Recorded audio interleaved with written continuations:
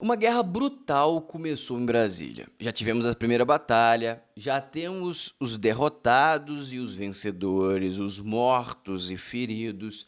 De um lado, a gente tem o STF e o governo Lula. Do outro lado, a gente tem o bolsonarismo e o Centrão, que se uniram em prol da defesa da democracia.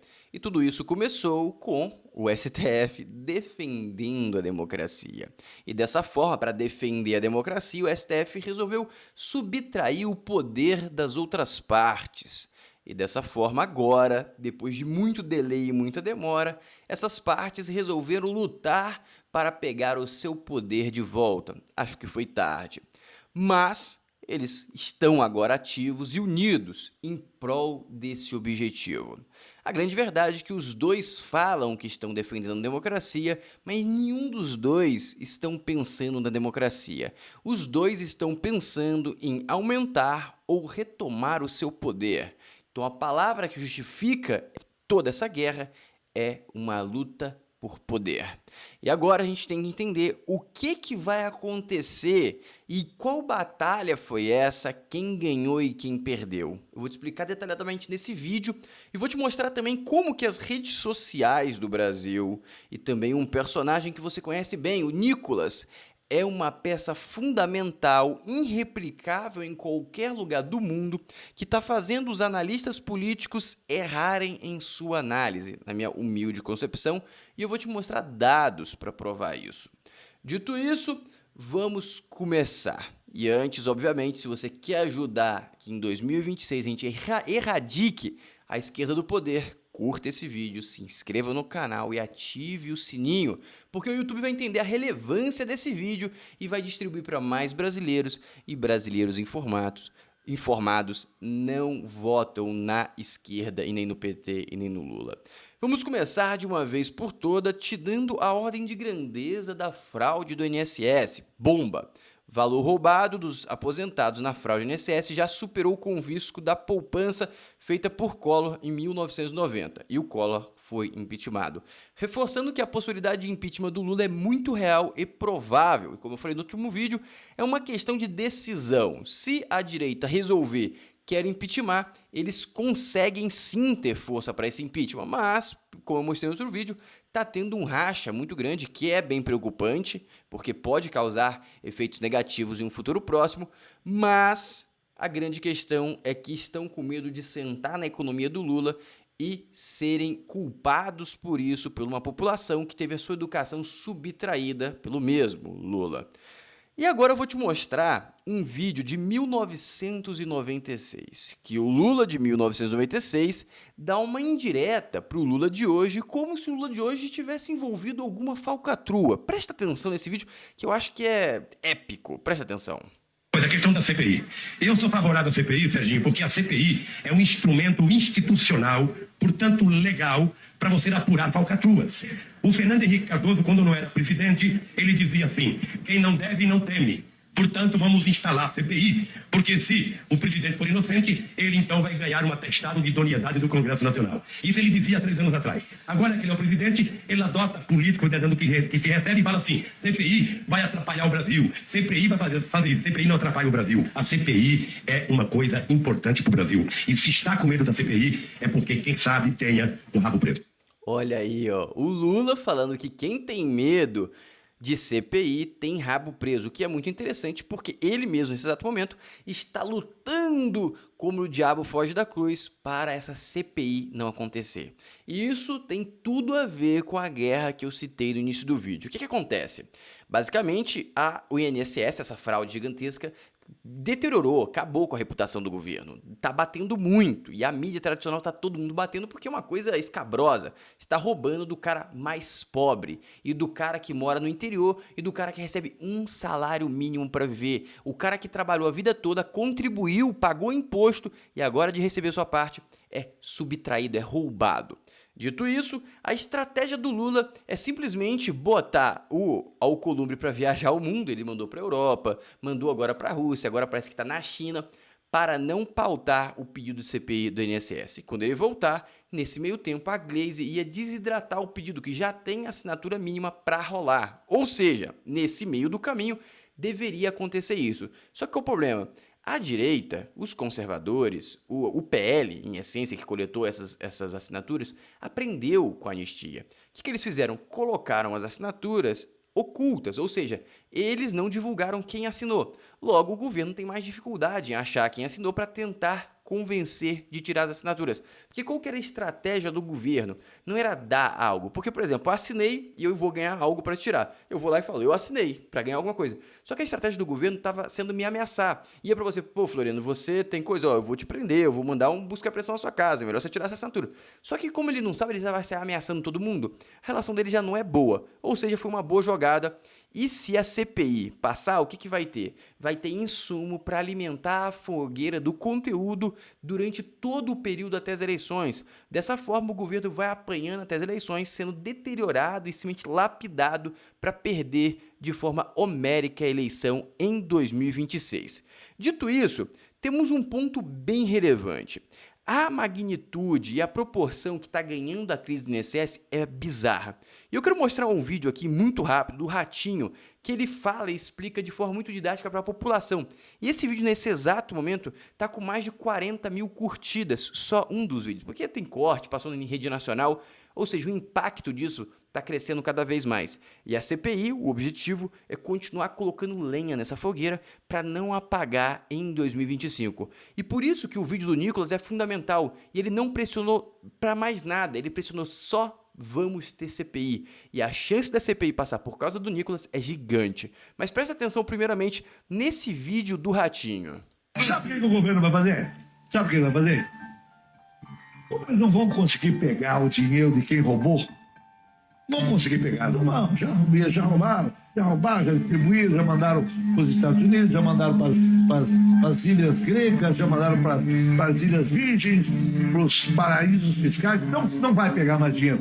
Sabe o que o governo vai fazer? Vai pegar o teu dinheiro e vai pagar para os velhinhos. Olha, o que você fica sabendo? Você vai receber o seu próprio dinheiro. Vai pegar do povo para dar para os coitadinhos dos velhinhos que foram roubados. Então, dos ladrões, ninguém vai conseguir pegar nada, porque aqui, ladrão sabido não vai preso. Essa é a grande verdade, e ele teve a coragem de falar isso em rede nacional, ou seja, foi autorizado por SBT, muito provavelmente. Ou seja, isso tá ganhando uma escala gigantesca. E agora entra o personagem mais forte e único da nação brasileira, e que os analistas políticos não estão colocando na conta o impacto desse indivíduo. E o nome dele é Nicolas Ferreira.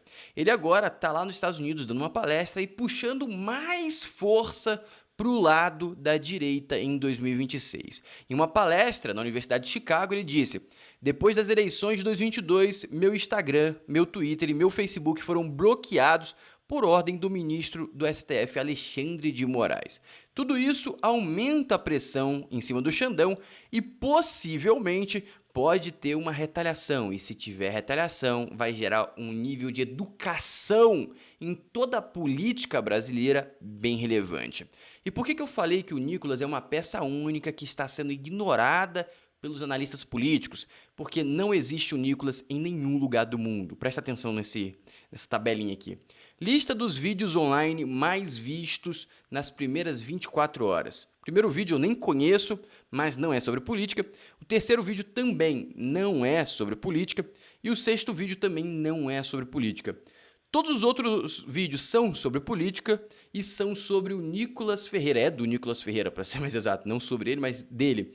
Ou seja, a força que esse cara tem de comunicação e de engajar as massas para a política não existe em nenhum lugar do mundo. Ou seja, a gente tem uma revolução em andamento que o grande pivô disso é as redes sociais e o maior operador disso no mundo é o Nicolas Ferreira e está acontecendo no Brasil. Nos Estados Unidos não tem nenhum personagem com tal força e isso vai ser essencial para 2026 e vai revolucionar completamente o futuro do Brasil. E agora, vamos começar a entender a primeira batalha que teve nessa guerra, quem foram os vencedores, quem são os mortos e feridos e quem é o derrotado e o que esse derrotado está fazendo para voltar ao campo de batalha como um vencedor. Primeiro, presta atenção nesse vídeo aqui para você entender o que aconteceu.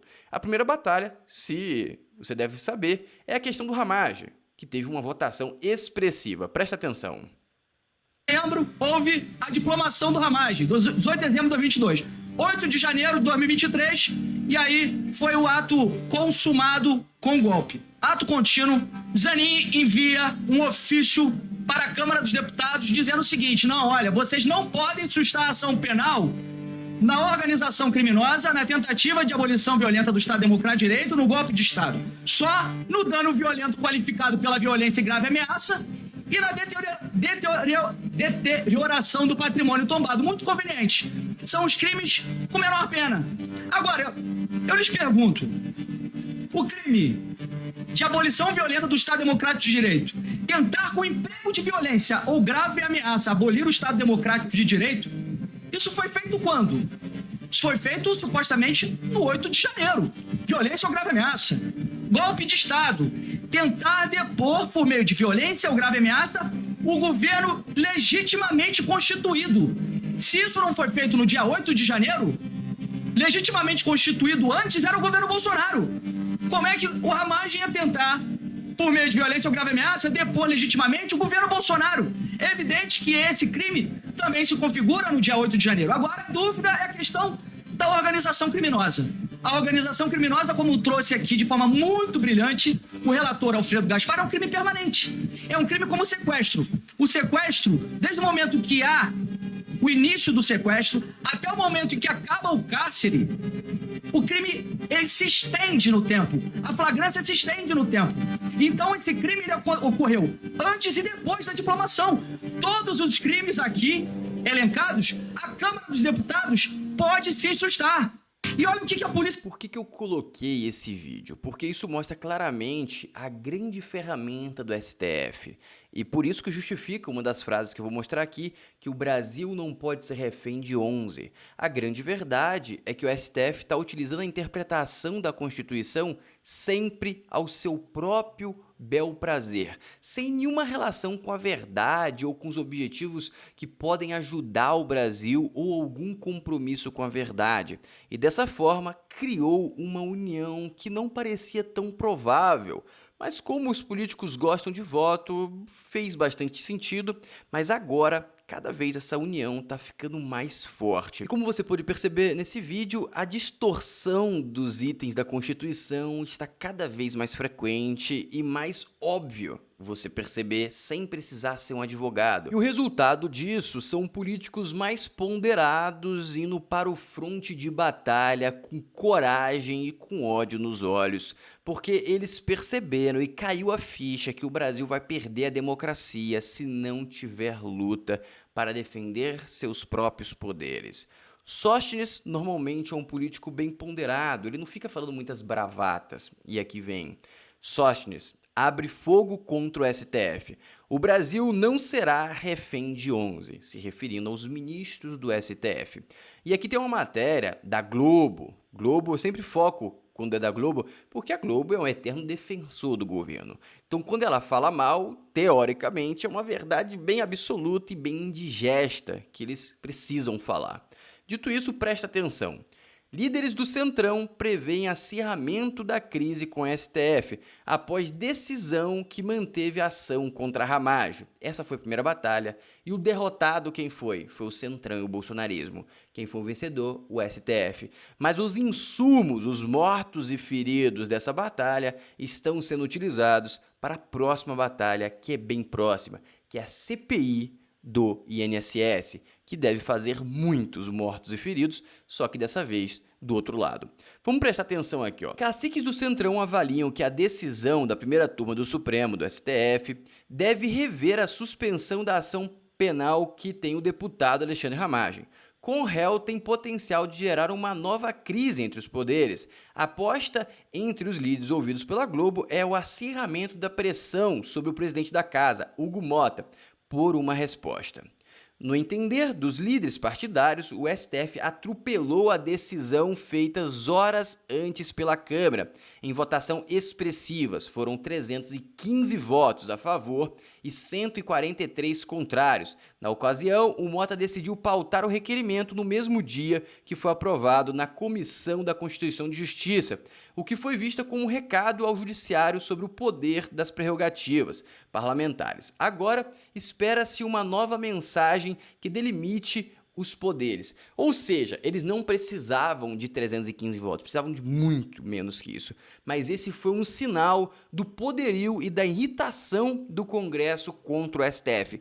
Na minha humilde especulação, eu acreditei que o STF daria um passo para trás porque ele estaria escalando uma guerra. Mas não, já era calculado por parte da oposição, da direita, que ele iria vetar. E dessa forma, ele só deu um sinal e mostrou que a gente está unido e se vocês dobrarem a aposta, a gente vai dobrar também. E essa foi a primeira batalha, repleta de sinais e também a primeira batalha que o Centrão luta diretamente junto com o bolsonarismo. Vamos continuar aqui. Em outra frente, Mota tem sido alvo de críticas por participar, junto do presidente do Senado, Davi Alcolumbre, da confecção de uma lei alternativa à anistia, os condenados pelos atos dia 8 de janeiro.